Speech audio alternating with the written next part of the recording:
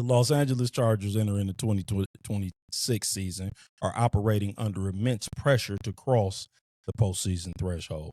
After posting back-to-back 11-6 regular seasons under coach Jim Harbaugh, the team has suffered consecutive wildcard exits.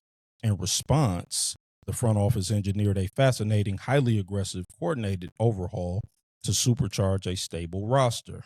In the biggest shock of the NFL offseason, the Chargers parted ways with Greg Roman and hired former Miami Dolphin head coach Mike McDaniel as their new offensive coordinator. McDaniel is installing his signature, modern, outside zone scheme and a highly technical, finesse-based playbook.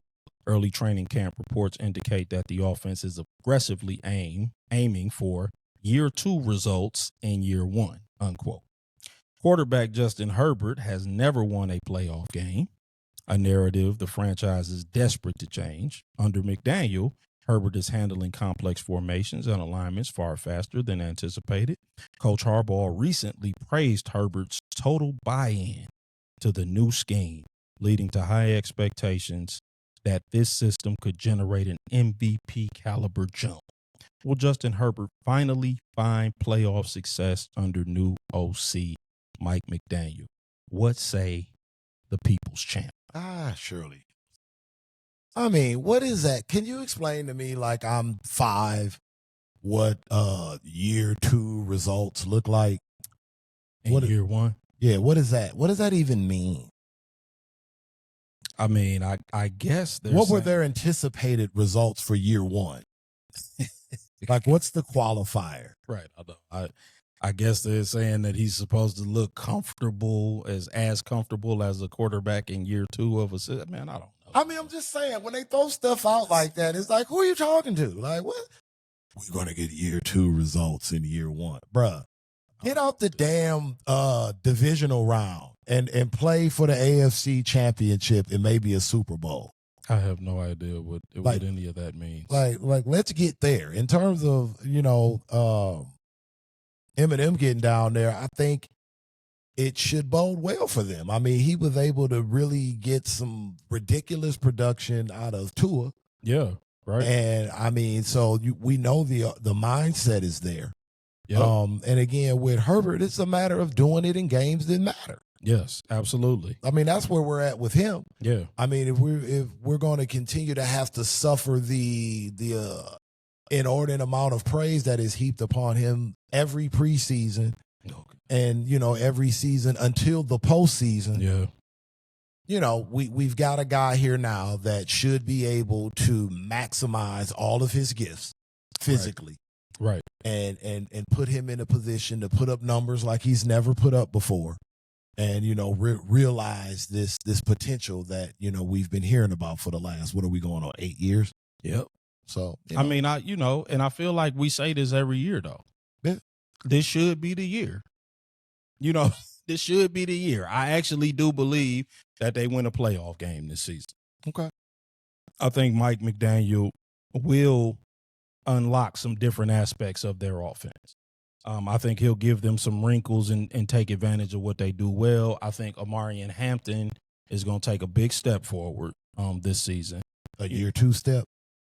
Well, he is in year 2. So let's say a year 3 step. He'll get year 3 results in year 2. There we go. There we go. They added Tyler Biotis and Cole Strange on the interior offensive line. They will get back Rashawn Slater and Joe Alt. They're bookend offensive tackles. That's going to help the running game. That should translate to the passing game. Because last year, every year we get a different excuse for Justin Herbert.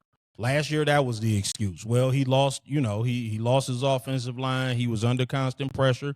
And that's fair. They're fine. That's fair. Okay. So now we got that out the way. You got your offensive line back. They signed some additional offensive linemen. That aspect should be fixed. You got an excellent defense. You got excellent pass rushers. You got one of the best safeties in football in Derwin James. He's back. He's in his prime. Let's get busy. I don't want to hear no more excuses, man. I'm done with it. Hey, baby, I want some year 2 results. Right, exactly. Night 1. Right, night 1. recently the Los Angeles Chargers have been firmly cemented into the Super Bowl conversation heading into the 2026 NFL season. Analysts argue that their absolute ceiling is a championship. This optimism follows back-to-back 11-6 seasons under head coach Jim Harbaugh, which both frustratingly ended in wild card round exits. Entering year 3 of the Harbaugh era, the storyline surrounding the Chargers Super Bowl contention focuses on dynamic coaching changes, critical player health, and rewriting a history of postseason stalemates. Do you believe the Chargers are a legit Super Bowl contender? Why or why not? What say the people's champ? I think the addition of McDaniel makes them a Super Bowl contender. Okay. I do. Because, I mean, hell, I think we both agree they do have the potential to get a playoff win. Sure. So that puts you in the position. Yeah. Yep. That puts you 60 minutes away. Yep. And I mean, Herbert is talented enough. You know, we've seen Eli Manning play and win 2 Super Bowls. Absolutely. So, you know, there's no doubt he has the ability to put together an afternoon. Yep. and get it done, but will he? But but the pieces are there. Harbaugh has shown that he can coach a team up into a Super Bowl. I agree. Yep. He's got the pedigree. So, you know, will they add the right wrinkle? Yes. I think is what we'll have to see. But I think I'll put them in for the AFC. I think I'll put them in the contender category. Yeah, for sure. I see New England maybe taking a little step back. We'll probably talk about that next week. Yep. So I kind of see them right along that tier where, hey, man, they can go on a run and be that unlikely team that you look up in January, they're playing for something heavy. Yeah, no, I don't think they are just yet. Mm-hmm. And the reason why is something very similar to Seattle. Mm-hmm.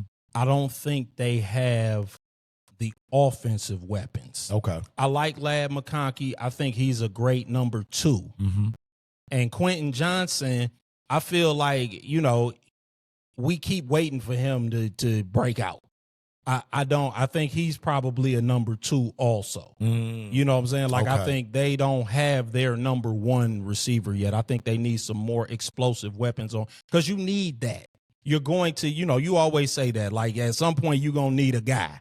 You're going to need just somebody to make a monster play. That always happens. You need a JSN. You know what I'm saying? Get him the ball. Yeah, exactly. You need somebody where you just, hey, throw that guy the football, give him the ball. You look at the teams that are always in that, like, I think that's why New England went and got A.J. Brown, because eventually they ran into a situation where they just didn't have that weapon where, you need a nuclear weapon on the outside. And I think that some offensive assurance. Yeah. Like, and I just think they don't have that guy. But or maybe they think Herbert's the guy. Not that I agree. But right. Maybe that's really, they're putting all their chips in him. Like he's just yet to be witnessed by me. I've seen flashes, but again, it's like, and I think they think Quentin Johnson is always, next year Quentin Johnson's gonna be online. I'm like, I just don't think, I could be wrong. Like, and maybe, for all I know, maybe he will just unlock and just end up being that guy. McDaniel can quote unquote waddle him. Correct. Yep. Yeah. Like maybe he can turn him into a number 1, but I just, I have yet to see, anything from Quentin Johnson that tells me that he's a true number 1 receiver. But, but we'll see. I mean, I could be wrong, but as good as McDaniel is, I don't know if he can turn 2s into 1s. That's and a task. Into 2s. Yeah, that's a task. But I mean, that's why they bought him there, though. Yep. No, 2 results. So he gonna make 2s 1s, bro. There you go. You know what I'm saying? See how my math and my computer's puting. All right, Cameron. Got computers puting.